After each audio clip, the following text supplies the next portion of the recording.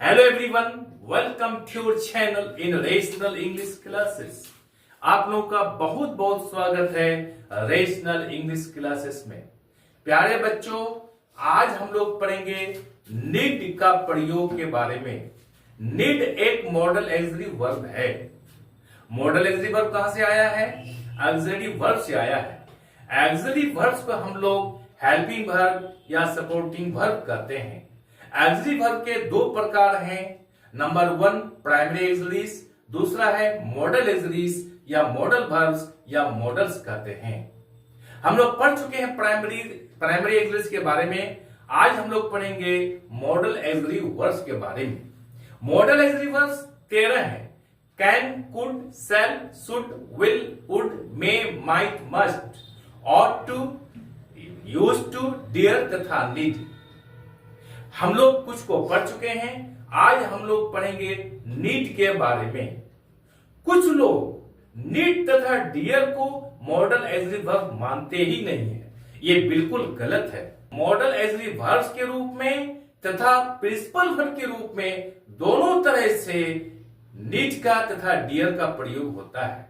आज हम लोग इसको सिद्ध करके देखेंगे कि कैसे वो कभी मॉडल वर्ब के रूप में प्रयोग होता है और कभी ये कैसे वो क्या होता है कि प्रिंसिपल वर्ब के रूप में प्रयोग होता है। चले हम लोग शुरू करते हैं। नीड का प्रयोग।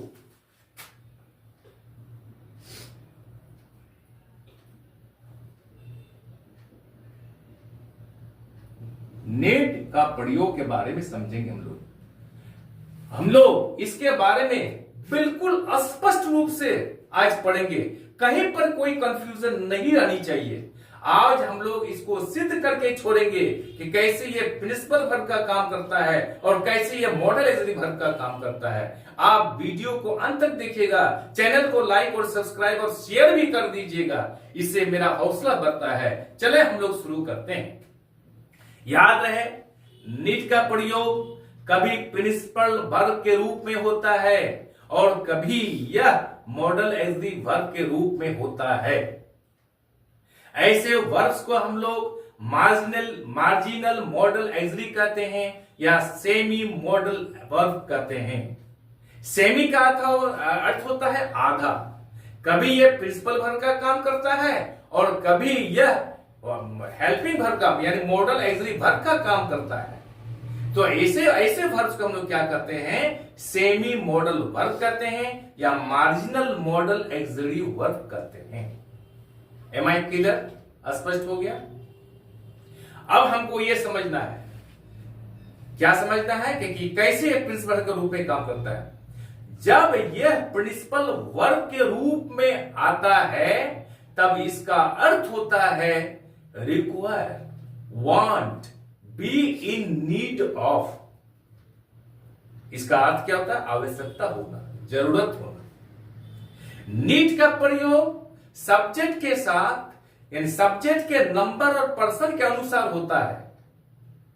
थर्ड पर्सन सिंगुलर नंबर में एस का प्रयोग किया जाता है। कब? जब नीड का प्रयोग प्रिंसिपल वर्ब के रूप में प्रयोग होता है तब। Am I clear? आप समझ गए होंगे। आप इसके लिए हम लोग क्या करते हैं? कुछ उदाहरण को लेते हैं। जैसे she needs your help. She needs your help. दूसरा सेंटेंस हम लोग लेते हैं, क्या लेते हैं? Does he need any help. Does he need any help. याद रहे, यहां पर क्या था? सी नीड्स योर हेल्प। उसे आपको आपकी हेल्प की सहायता की जरूरत है। नीड्स यहां पर प्रिंसिपल वर्ब के रूप में आया है। Does he need any help, यहां पर भी नीड का क्या हुआ? प्रिंसिपल वर्ब के रूप में प्रयोग हो गया, आया है। याद रहे, हम लोग बोला था सब नीड का प्रयोग सब्जेक्ट के नंबर और पर्सन के अनुसार होता है। यहां सी क्या है? थर्ड पर्सन सिंगुलर नंबर है, इसलिए इसके अनुसार पर नीड्स का प्रयोग किया गया है। यहां पर एस का प्रयोग किया गया है। ये हमेशा ये अभी यहां पर क्या है, ये प्रिंसिपल वर्ब है या मेन वर्ब है या फुल वर्ब है। शी नीड्स योर हेल्प, उसे आपकी सहायता की जरूरत है। या does he need any help, क्या उसे किसी हेल्प की जरूरत है। That's all. आपको समझ में आ गया होगा कि प्रिंसिपल वर्ब के रूप में कैसे प्रयोग होता है। ये कंसेप्ट समझ में आ गया होगा। अब हम लोग इस कंसेप्ट को समझेंगे कि नीड का प्रयोग कैसे मॉडल वर्ब के रूप में होता है। याद रहे, जब नीड का प्रयोग मॉडल एजरी वर्ब के रूप में होता है तो यह निगेटिव और इंट्रोगेटिव सेंटेंसेस तक ही सीमित रहता है। जब ये मॉडल एजरी वर्ब के रूप में प्रयोग होता है नीड का, तब यह निगेटिव और इंट्रोगेटिव सेंटेंसेस तक ही सीमित रहता है। इसका प्रयोग अफर्मेटिव में कभी नहीं होता है। तब थर्ड पर्सन सिंगुलर नंबर के साथ भी इनका रूप नीड ही होता है। समझ में आ गया। अब कुछ अर्थ लेते हैं, कुछ एग्जांपल्स लेते हैं। कैसे? We need not go there, we need not go there, हमें वहां जाने की आवश्यकता नहीं है। He need not write a letter, he need not write a letter। तीसरा सेंटेंस लेते हैं, need you help him, need you help him. या याद रहे, यहां पर नीड का प्रयोग निगेटिव और इंट्रोगेटिव में हुआ है। जब मॉडल एजरी वर्ब के रूप में नीड का प्रयोग होगा तो कभी भी यह अफर्मेटिव में नहीं होगा तथा थर्ड पर्सन सिंगुलर नंबर के साथ भी इसका रूप नीड ही होता है, इसमें एस नहीं लगता है। जैसे we need not go there, हमें वहां जाने की आवश्यकता नहीं। यहां पर देखिए, ही नीड नॉट, ही रखा गया, नीड का ही प्रयोग किया गया। एंड डबल ईटी नीड, यहां पर ही डज नॉट नीड नहीं होगा, डज का प्रयोग नहीं होगा निगेटिव बनाने के लिए। इसका रूप यहां पर नीड ही होगा। कब? जब ये मॉडल एजरी वर्ब के रूप में प्रयोग होगा तब। Am I clear? आपको समझ में आ गया होगा इस कंसेप्ट को कि नीड का प्रयोग कब प्रिंसिपल वर्ब के रूप में होता है और कब ये मॉडल एजरी वर्ब के रूप में होता है। यह स्पष्ट हो गया है। आप अंत तक देखिए वीडियो को और चैनल को लाइक और सब्सक्राइब कर दीजिएगा। चले हम लोग अब अगला कंसेप्ट को लेते हैं, दूसरा कंसेप्ट लेते हैं, उसका कुछ और भी प्रयोग है। नीड का प्रयोग प्रेजेंट टेंस, पास्ट टेंस तथा फ्यूचर टेंस में होता है। कैसे होता है? जैसे I need the book today, I need the book today. ये क्या है? प्रेजेंट टाइम में बता रहा है। ये आगे क्या बता रहा है? He needed some books yesterday, he needed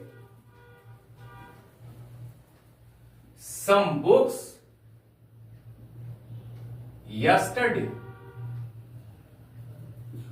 उसे कल कुछ किताबों की आवश्यकता थी। नीडेड पास्ट इंडिफिनिट टेंस प्रयोग किया गया है।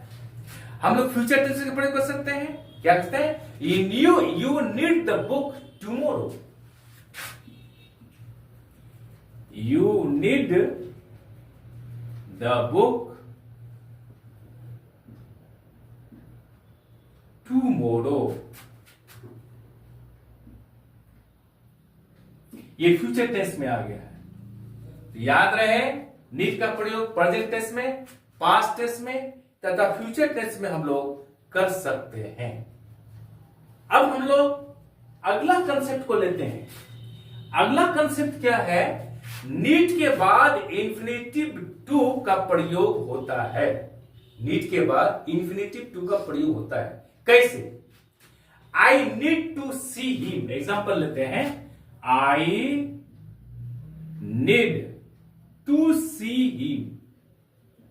देखिए यहां पर नीड के बाद क्या होता है, इंफिनिटिव आया, to see him, I need to see him, मुझे उसे देखने की या मिलने की जरूरत है।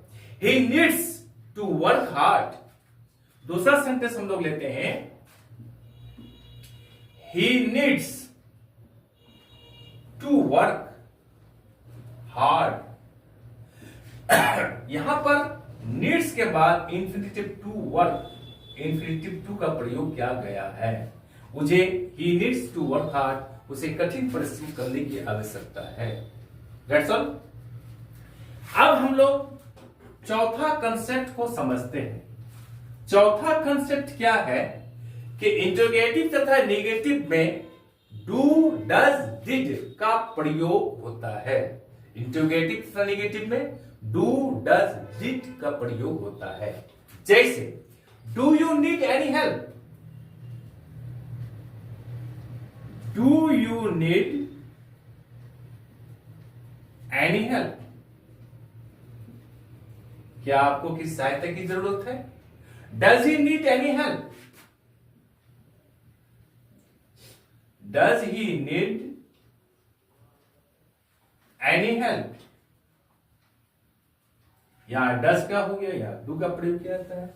अर्थात इंटरोगेटिव तथा नेगेटिव में डू, डज, डिड का प्रयोग किया जाता है। अब हम लोग क्या करते हैं, नेक्स्ट एग्जांपल लेते हैं। No, he doesn't need any help.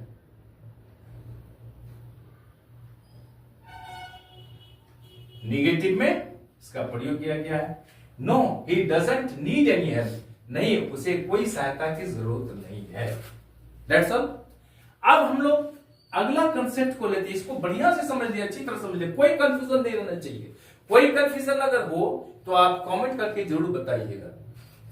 Number 5वां में क्या है, 5th नंबर में नीड जब मार्जिनल मॉडल ऑक्सिलरी वर्ब के रूप में होता है तब इन्फिनिटिव का चिन्ह नहीं, यानी इन्फिनिटिव का चिन्ह को हटा दिया जाता है।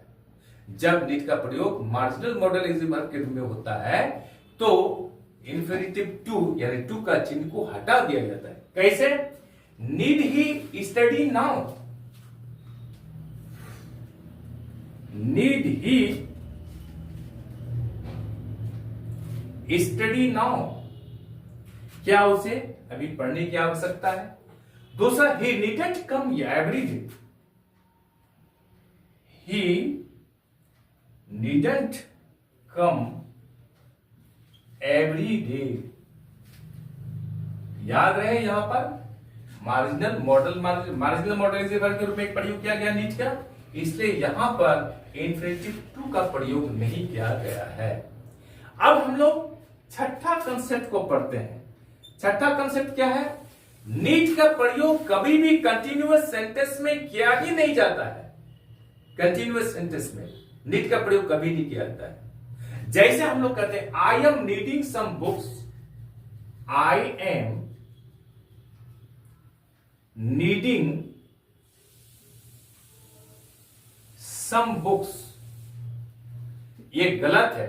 आई एम नीडिंग कभी नहीं होगा, इसका सही क्या होगा, I need some books, I need some books.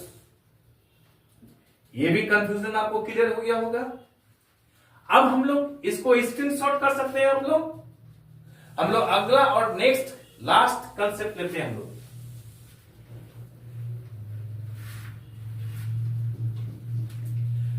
Number 7 concept बहुत इंपॉर्टेंट है। अफर्मेटिव में नीड का प्रयोग किया जा सकता है या हो सकता है। अफर्मेटिव में नीड का प्रयोग हो सकता है कब, अगर उन सेंटेंसेज में हार्डली, स्केर्सली, ओनली इत्यादि नेगेटिव वर्ड्स का प्रयोग हो तब। नीड का प्रयोग अफर्मेटिव में हो सकता है कब, अगर उन सेंटेंसेज से क्या करेगा, उन सेंटेंसेज में हार्डली, स्केर्सली, ओनली इत्यादि निगेटिव वर्ड्स का प्रयोग हो तब। कैसे, जैसे ऐसे, I hardly need save, I hardly need say. I hardly need say how much grateful I am to you. How much grateful I am to you.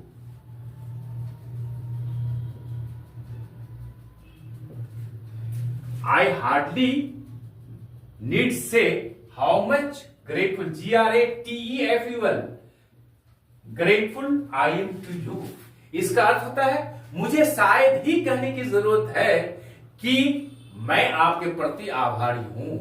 इसका अर्थ होता है मुझे कहने की कोई आवश्यकता नहीं कि मैं आपके प्रति आभारी हूं। मुझे शायद ही कहने की आवश्यकता है, क्या है कि मैं आपके आभारी हूं। इसका मतलब कोई आवश्यकता नहीं कहने की कि मैं आपका आभारी हूं, मुझे आपका आभारी है। ये निगेटिव वर्ड है यहां पर, लेकिन सेंटेंस अफर्मेटिव में यूज हुआ है। हम लोग ठीक उसी तरह से दूसरा सेंटेंस को लेते हैं। She need only sign this form. She need only sign this form. She need only sign this form. Only का प्रयोग किया गया यहां पर। And I shall do the rest. And I shall do the rest. इसका अर्थ क्या होता है? उसे केवल इस फॉर्म पर हस्ताक्षर करने की जरूरत है और बाकी मैं कर दूंगा। यानी I she need only sign this form and I shall do the rest. इसे केवल फॉर्म में हस्ताक्षर करने की जरूरत है, बाकी मैं कर दूंगा। That's all. Am I clear? I am sure कि वीडियो आपको अच्छी लगी होगी। आप चैनल को लाइक और सब्सक्राइब कर दें और बगल वाले बेल आइकन को दबा दें, जिससे कि हर आने वाले वीडियोस का नोटिफिकेशन आपको मिलता रहे। आप लोग स्वस्थ रहें, पढ़ते रहें, आगे बढ़ते रहें। बाय।